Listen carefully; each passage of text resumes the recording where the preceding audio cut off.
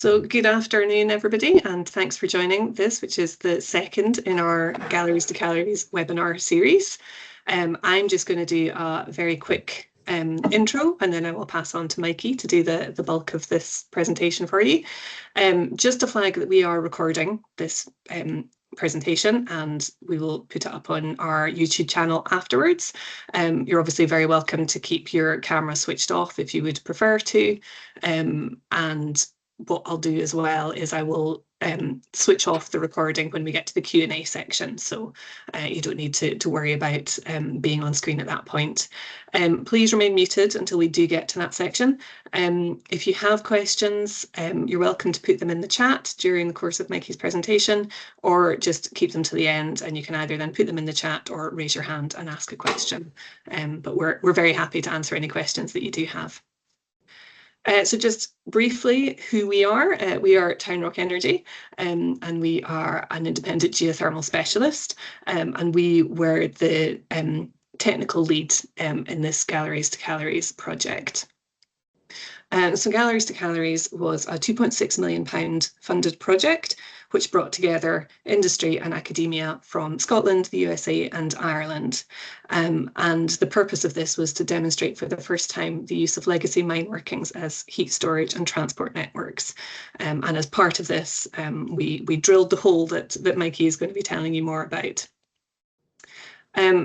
So this shows you the project partners, and I want to say a particular thank you to Edinburgh University and particularly Chris McDermott, who came up with this idea in the first place. So it's all because of him that we are at the point that we are at. So thank you very much to Chris and to all of our partners, and of course to our funders as well. We couldn't have done this without the funding that we had from Scottish Enterprise, Geothermica, and partners in Ireland and the USA. So I'm now going to pass on to Mikey, who is going to go through the technical presentation with you. Thank you, Marvin. I'll just share my screen now. I maybe had some issues with some lag, so we're going to try and see how we get on, and worst case I can hand over to Marvin to share these slides. Can everybody see that okay? Yep, looking good, thanks. Okay, great, thank you. Welcome everybody, thanks for joining. This is going to be a summary of work package 3 of part of Galleries to Calories, which, as Marvin said, was the kind of planning and drilling of the test borehole that was fairly close to where the advanced computing facility is near Edinburgh University. So just to give you a bit of a run through of what the presentation will be going through, I'm going to give you a bit of a background on Galleries to Calories. Some of this will be repeated from what Marvin just said and what Leah and Sam presented on last week as part of work package 8, so I won't spend too much time on that.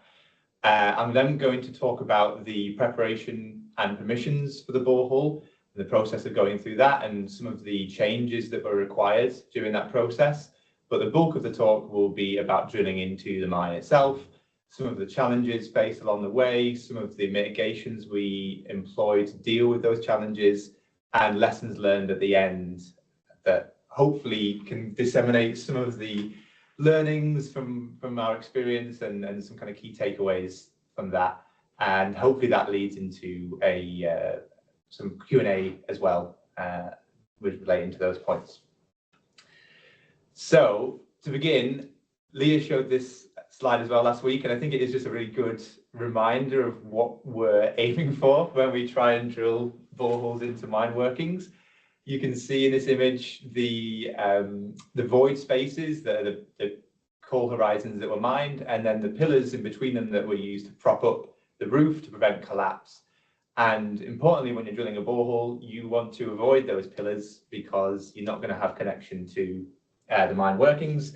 You're aiming for those void spaces, and while you're drilling, there are various methods you can use to provide evidence that you've hit those workings successfully and have a successful borehole that's successfully intercepted them. Sometimes fractures can propagate from those workings, and if you intercept them, you can still have some connection, but best to actually intercept those voids themselves. So just a bit of background, as Marvin just said, it was a 2.6 million project over 4 years. involving various research partners and cooperation partners too, as you can see on the right. The aim of the project was to demonstrate for the first time the use of legacy mine workings. So this is what the galleries, part of Galleries to Calories is, to store and transport data center waste heat, which is the calories, for later use as well for domestic heating. Data centers currently use a large amount of electricity, and cooling is a huge amount of the demand of that electricity is used for. So this presented an opportunity to investigate, because of the high cost of cooling and large potential for waste heat source from the data centers, the idea of the geobattery. And as Leah went through, I won't go through this in too much detail, but just for those that weren't there last week, the idea is that you are using mine water to cool the data center, and in doing so, you are injecting thermally elevated water back into the mines to create a hot plume. This will then flow and transport due to natural groundwater flow further away, so kind of downstream, if you will, in the mine workings, under a place where your heat network is located, and then heat demand can utilize that plume to supply heat energy for domestic or industrial heat uses. The project itself was based in south of Edinburgh, near Roslin, and on the left of this map you can see the Advanced Computing Facility location, which is in that blue triangle there, and we were looking at kind of areas around that and where the mine workings might exist to be able to use, and this map shows those mine workings overlaid onto it and where recorded underground workings exist, and you can see that they're not directly under, but they're very close, and this is provided a really good opportunity to investigate these mine workings to see which ones would be possible to use. And now, with that background, go into the bulk of what this talk is about, which is about the actual borehole that we drilled as that test borehole to prove some of the concepts and theories that existed, and the conceptual model that was created to verify some of those assumptions. So apologies, this is a bit of a boring first picture to show, and I promise there are better pictures coming. This is the field into which we drilled, and you can see the reason I'm showing this is part of the preparation was site selection, which is a key part of any drilling project, but especially when you're trying to intersect quite discrete mine workings. And you can see this wooden peg is the function of a lot of work going into trying to pinpoint exactly where the best location was. But even within that, the flag on the left shows an even more accurate sighting of that based on accurate coordinates and accurate surveying to really get that kind of constrained site to the kind of, less than a meter accuracy is vital if you're trying to intersect workings, which, as you saw in the image before, those pillars that you're trying to avoid are only a few meters away from apart, so you want to make sure that your location is very accurate. So just to summarize what the intended outcomes of this work package were, the original scope was to drill one abstraction borehole, one injection borehole, and a monitoring borehole to perform hydraulic testing. And so what we would normally call a pumping test, to abstract water from one borehole, inject it, and then be able to monitor that process and assess how the groundwater was behaving, assess how the mines were behaving, and from that you can derive a lot of characterizations of the subsurface and the mine workings themselves. And then in that hydraulic testing, that was going to assess the groundwater flow as well, and then kind of vitally the heat storage potential of these mines and how that would relate from where we were potentially going to be injecting heat, and then kind of understanding how that might flow in the subsurface to areas where that heat demand is. And then the infrastructure was going to be left in place for long-term monitoring as well afterwards. So these two arrows show where the abstraction and injection borehole were planned. So you can see they're fairly close to where the Advanced Computing Facility is, in a very handy field just across the road from there. And then there was a planned monitoring borehole in a field kind of, about a kilometre and a half away, that was going to help kind of assess how that kind of the radial impacts of a hydraulic test in those boreholes is going to be. that was the initial plan. Partners in permitting, so TownRock Energy were acting as principal designers and site supervisors for this drilling process. Civil Engineering, Geoservices were the principal contractors, so they were the drilling contractor that undertook the actual drilling and supplied the rigs, etc., and the crew. SEPA were the kind of overarching permitting of groundwater usage in Scotland, and just including this here because one of the key kind of cut-off points for SEPA permitting is that boreholes deeper than 200 meters require additional kind of permitting processes, and so this influenced how deep we wanted to drill and therefore where the location was. So we wanted to remain shallow in this, and SEPA was still involved and informed, but the process of permitting is simpler if you are shallower than 200 meters. There was also the Mine Remediation Authority permitting as well, so that's the permit to enter workings. At the time, that was a longer process than it currently is. There's a lot of work has been done recently to improve the process of the permit to enter workings, but then also the heat access agreement, which is the permit you need to use to operationally test, but also to the continued operation of a mine water system. And due to the Galleries to Galleries project was a really kind of useful guinea pig, so to speak, as to kind of refining that process, and there have been other projects as well. But yeah, working alongside the MRA to kind of streamline it and make that as kind of efficient as possible. So thanks for their support as well. However, I mentioned the initial plan earlier. There were constraints in that plan, and we had to amend it fairly significantly. So tender costs when they came back from the drilling contractors were higher than originally predicted, and that meant that there were budget constraints on drilling all three of those boreholes that were intended. What that meant was that we ended up having to cut down from 3 boreholes to just 1. The idea would be a single borehole would serve as both an abstraction and an injection well, so still drilled at a diameter that you could abstract from, but you'd have to store water at surface and then inject it back in. You can still do really useful testing from that process, but it wasn't quite the extensive network that we were hoping to drill initially.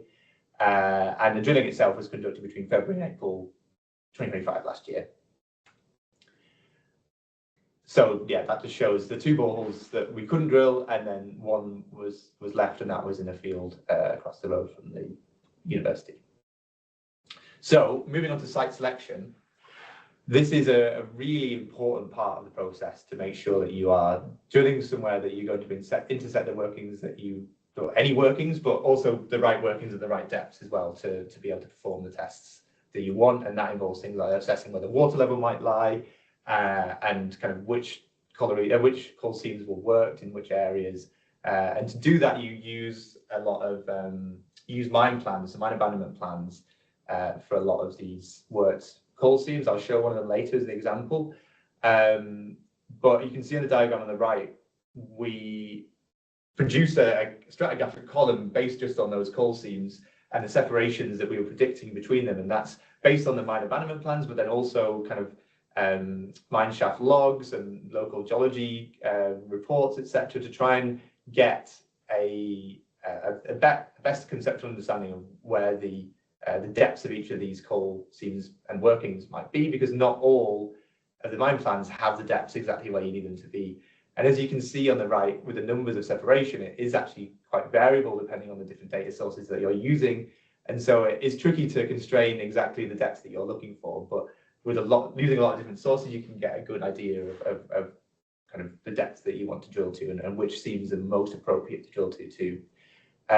So there was a field owned by the University of Edinburgh that we were able to use, which was really useful because it meant there was no third-party landowner processes to navigate. So that made life a lot easier in terms of that location. We were able to establish a predicted mine water level based on a nearby shaft in the Bilston Glen shaft, and then also East Houses shaft as well, which is on the other side of a syncline, basically, where all of these these collieries exist, and that water level was quite consistent across. So we extrapolated that to our site and then had a predicted water level as 135 meters below ground level.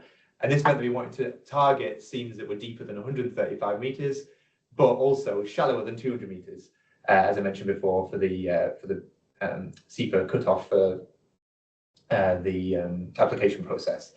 So this ruled out a couple of areas, including the Bilson Glen Colliery, where to drill to the depth of the workings is much deeper. I think it's on the order of 500 to 600 meters.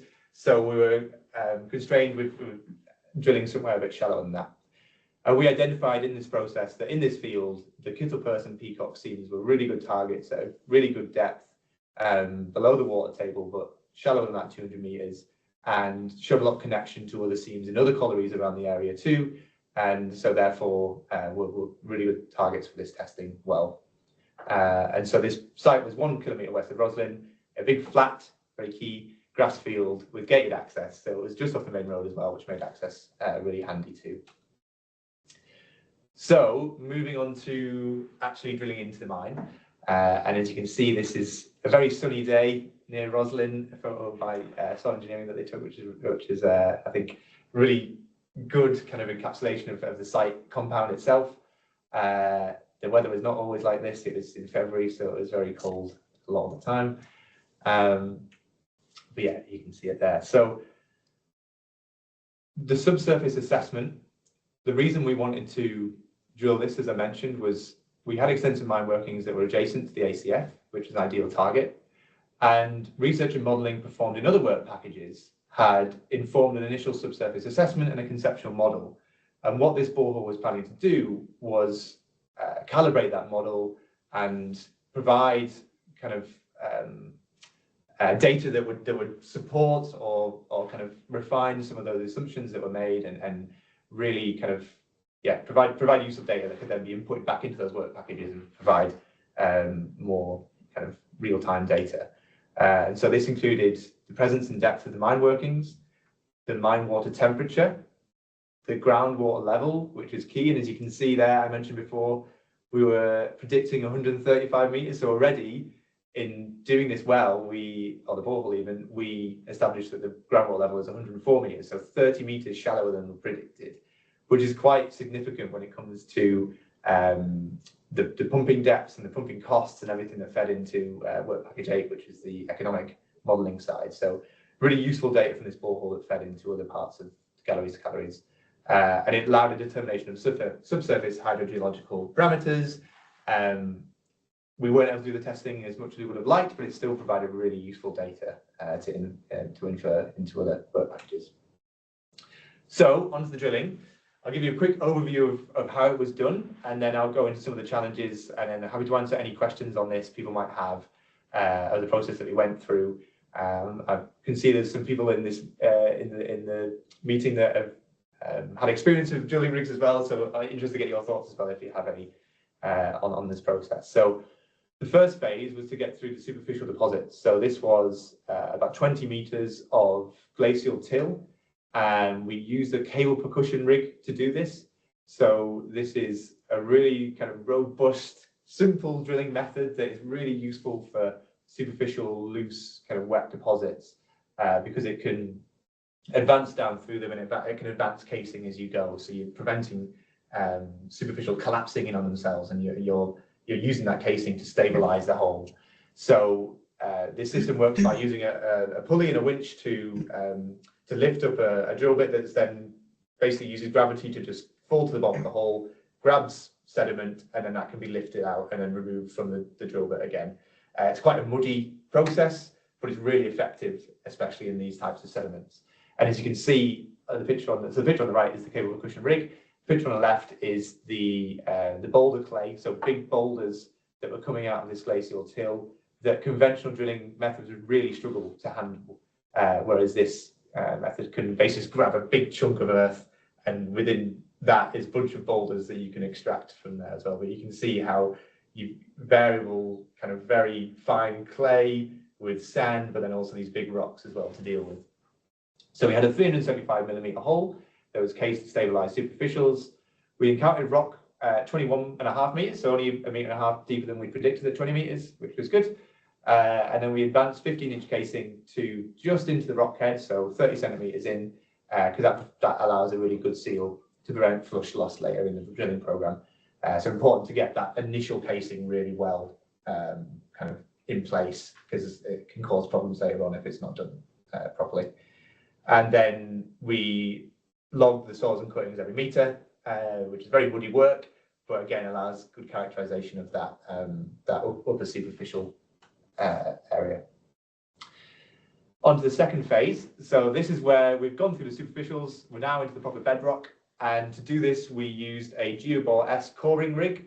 There's a number of reasons why we decided to use a GeoBore S and why we had core samples returned.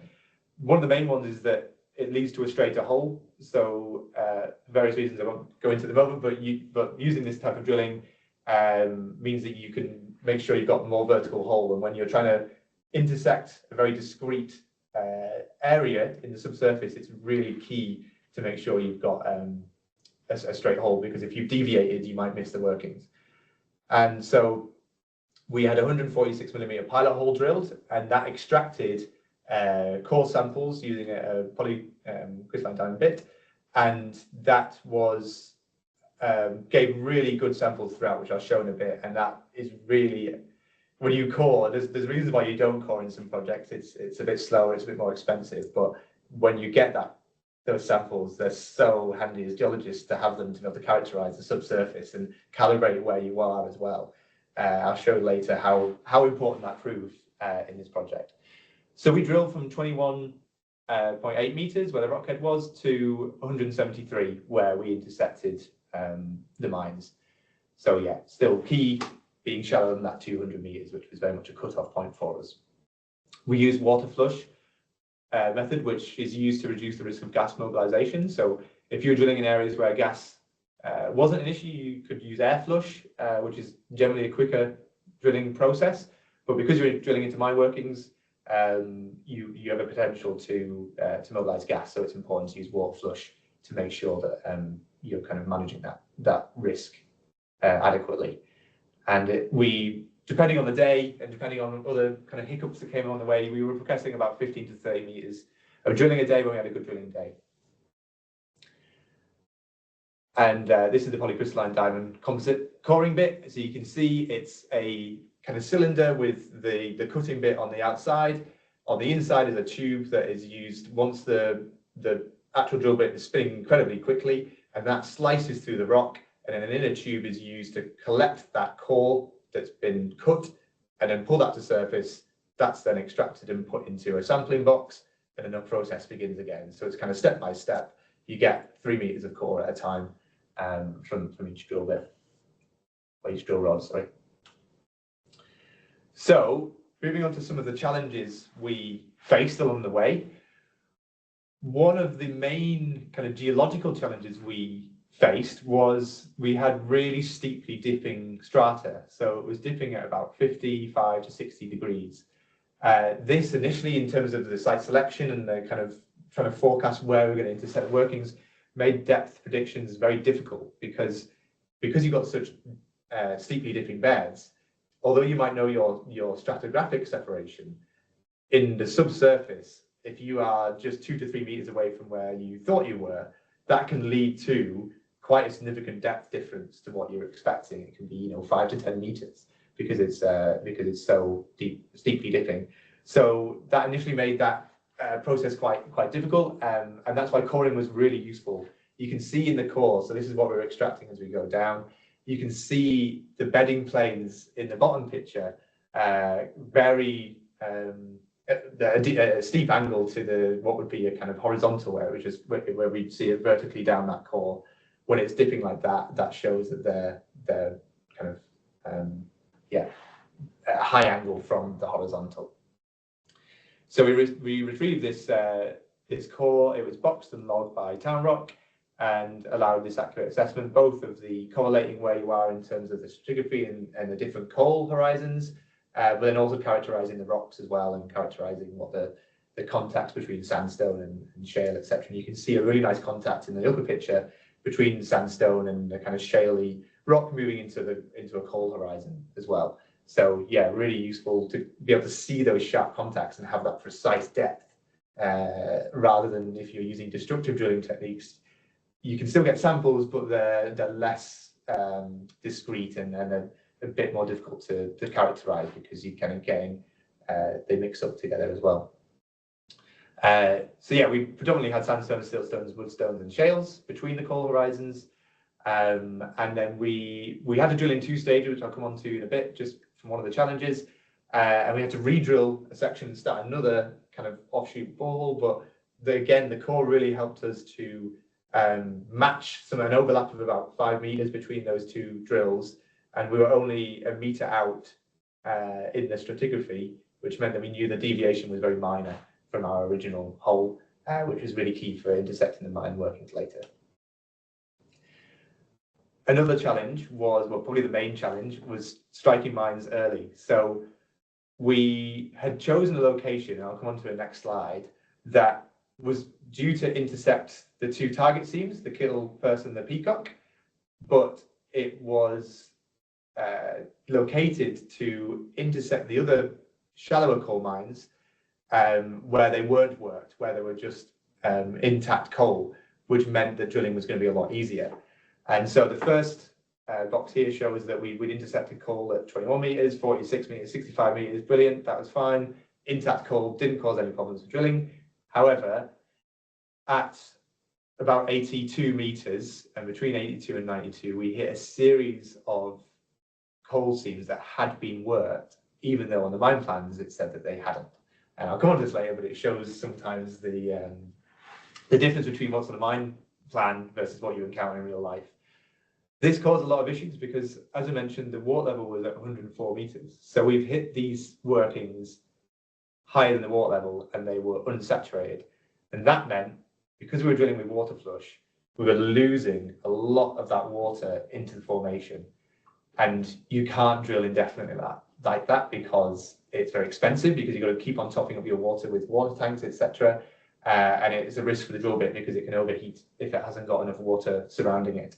So we had to mitigate this and try and prevent that flush loss somehow. So from about 18.5 meters, due to the fractures of the workings, we were losing a lot of that flush. And you can see in these images some of the fractures that we encountered. And the one on the right shows iron ochre on the surface of that, which was good indication that we were kind of close to those mine workings themselves as well. So these fractures were connected to those workings, and that was where a lot of the water was escaping to. So how did we handle unwanted mines? You can see on the mine plan on the right, we'd located that borehole, the red crosshair there, so that avoided this mine working and went straight into the Kittle, Person, the Peacock. However, either we deviated so that we did intersect it, so there's no scale on this map, but I think it's probably about 5 to 10 meters between the borehole and the workings.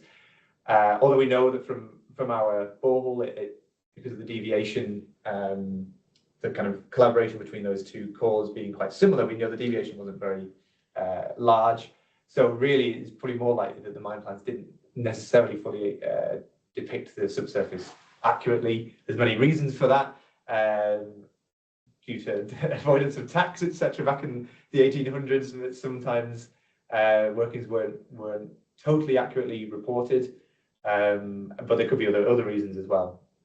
And so, because fractures and workings were absorbing a lot of this flush, and that was stopping the returns coming to surface as well, we were having to tank up water to site, and this was unsustainable against the project budget. So we needed a solution. And to do this, we attempted to grout up these workings. We tried this twice, and each time we grouted them up. The final time we actually used pressure grout to really try and push grout into the workings to block them up. We think one of the reasons it was difficult was because of the high dipping nature as well, and so it was difficult to fill the workings like up dip as well, because gravity would take a lot of the grout down into the workings and not up. Each time we re-drilled the borehole to the depths that we're having issues to hope that we'd plugged up the horizons, but each time we lost flush at about that 87 to 93 meter into the workings there. So yeah, possibly due to a slightly deviated hole entering fresh fractures, or the hole being wider than the pilot hole as well. So as you're reaming, you're drilling fresh ground, so to speak, and that could be an issue why we lost flush each time, because we would have got rid of the grout we've just put in, and the grouting would be more difficult due to the steeply dipping workings. So this led to a mitigation we had to employ, which was adaptation of the borehole. So recurring water tanker deliveries was unsustainable, and it wasn't an option to continue because it would have been too expensive. And as I mentioned, it risked the cuttings themselves could have blocked the bit, preventing core retrieval, and the drill bit may have overheated if we weren't supplying enough water. So the original borehole had been planned at around 300 millimeters with some 226 millimeter internal diameter plastic casing, and that was going to be wide enough to fit an adequate pump down. Unfortunately, this is no longer possible because we couldn't remount to this depth. The pilot hole, I think, from memory, is about 140 millimeters, so we couldn't remount to the depth, the diameter that we needed. Instead, we had to deploy a temporary casing, which was a narrower diameter, to try and seal off those losses. That was deployed to beyond where those workings were at 93 meters. But once that temporary casing was in place, we could carry on drilling, but it had to be at a narrower diameter, so 146 millimeters. And it meant that we couldn't ream it out later. So it was unfortunate, but it meant that we had to amend the borehole to, instead of being a production abstraction injection borehole, became a monitoring borehole instead, which still gave really useful data, but didn't allow the testing that we would have liked to have done. But it did allow us to successfully intercept a target. So we wouldn't have been able to do that if it wasn't for this mitigation. Intercepting the target, we successfully did that, and the core allowed us to get really good constraints on where we were. So we hit the Kittle purse actually shallower than we expected, and the Peacock slightly shallower as well. You can see from the images on the right, we had a lot of core loss throughout this section, which is good indication that you've either got a void space or you've got collapsed workings. And so this is really good evidence that we've hit the workings that we were aiming for. And there were other evidences as well from kind of what the flush is doing when it hits those horizons, and the colour of it, colour of the flush, etc., that can together collect enough evidence to demonstrate that we've hit those workings. So groundwater was first struck at 103.6 meters, and then once we'd finished the borehole and let it rest, everything that equalized out at 104 meters. As I mentioned, a total depth of 173.2 was reached before we stopped. And we noticed there was a fractured sandstone above the Peacock workings as well, which also allowed us to screen a larger interval, and those fractures were connected to the Peacock, and that supplied more water into the borehole than if it had just been the workings themselves. I won't go into too much detail in the stratigraphic section, but just to demonstrate how valuable coring is, because you're able to get really detailed samples and detailed stratigraphic logs that you can create. You can see some of the text there is the core horizons themselves, and where those white gaps are is where there was core loss. So that's indicative of workings rather than intact bedrock. But yeah, it's a demonstration. You can see a lot of sandstone throughout as well, and that interbedded sandstone with mudstone. And as you can see above, on the right-hand side, just above the end of the borehole at 173 meters, there's a lot of sandstone as well, which we were able to screen. So in terms of completing the borehole, we used as I mentioned, 90 millimeter outer diameter pipe and PVC with 76 millimeters internal diameter. We had a slotted screen within that sandstone and the workings horizon, and then we used pea gravel around that to allow water to get from the formation into the screened interval. Above that, there was bentonite to form a good seal, and you know exactly where your water is coming from to seal off any of the shallower horizons and shallow workings as well. That bentonite going to 30 meters below ground, and then we finished off with the headworks and fencing, and the grout, just as a kind of explanation of why you've got grout on the outside of the black bentonite marker there. The grout is in grey, and that is reflecting the grouting phases where we were reaming out to wider diameters, trying to grout, losing flush again, trying again, losing flush again, and then eventually putting the temporary casing in. But the grout stayed in the ground, and then we had purely grout around the casing from 30 meters to surface, which gives a really good seal at surface and prevents any rainwater getting into the annulus of the borehole. And you can see the final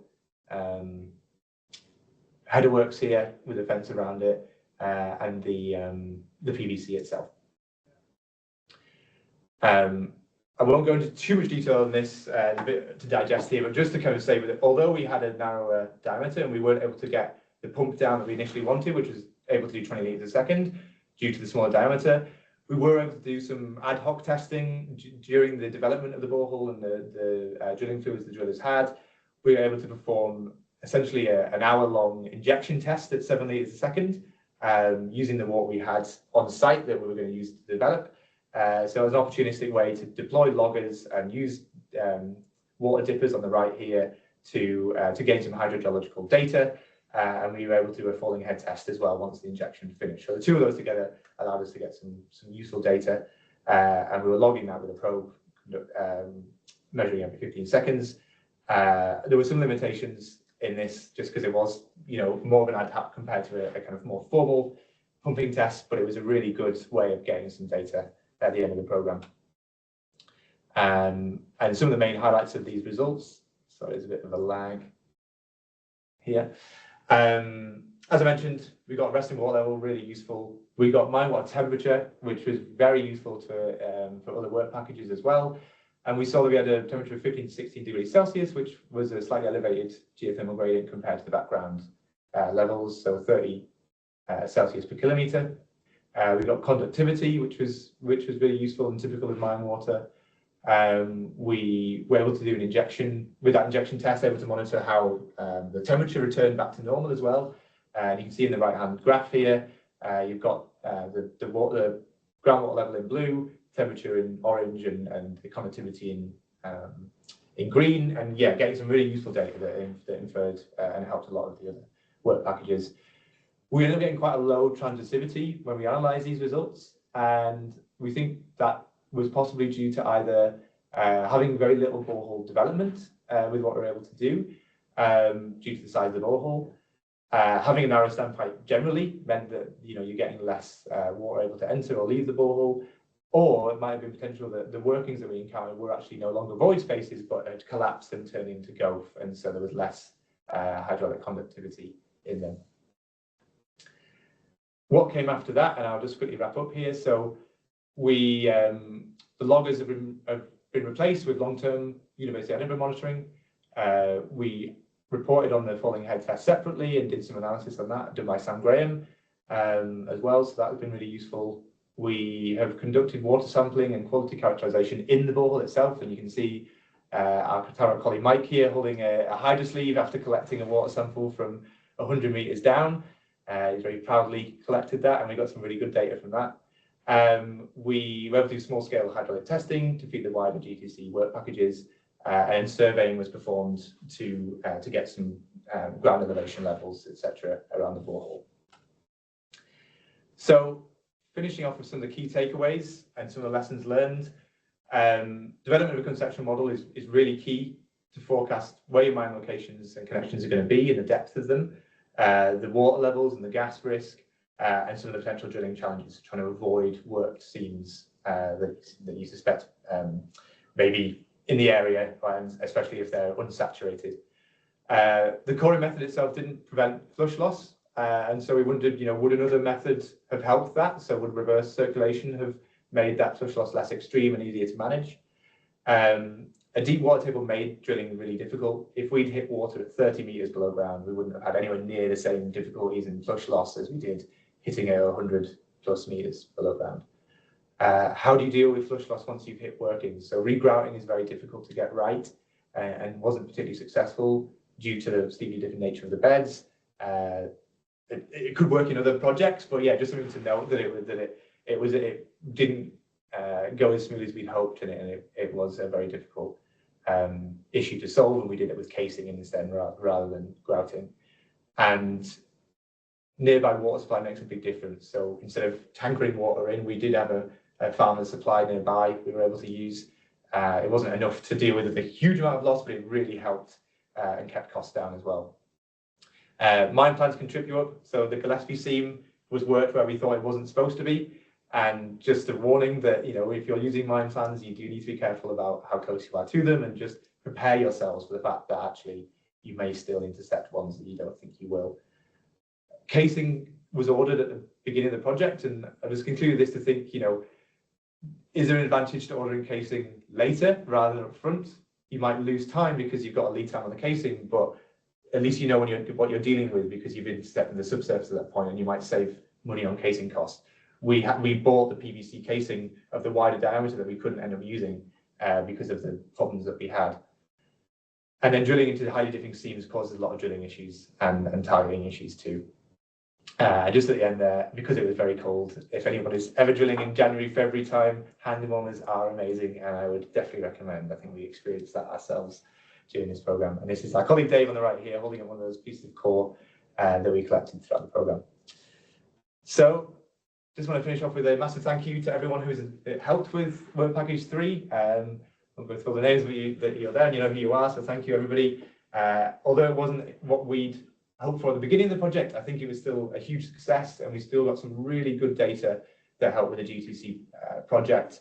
And yeah, overall, we overcame challenges to get a good result in the end, even though it's different to what was originally planned. So thank you very much everyone for listening. I've just got this is the TownRock team on the right hand here, and I've just left up our discussions as our kind of key findings there to help our discussion now. If anyone's got any questions on that, here's a reminder of some of the kind of key takeaways to talk to. But yeah, thank you for listening, and happy to answer any questions that you might have.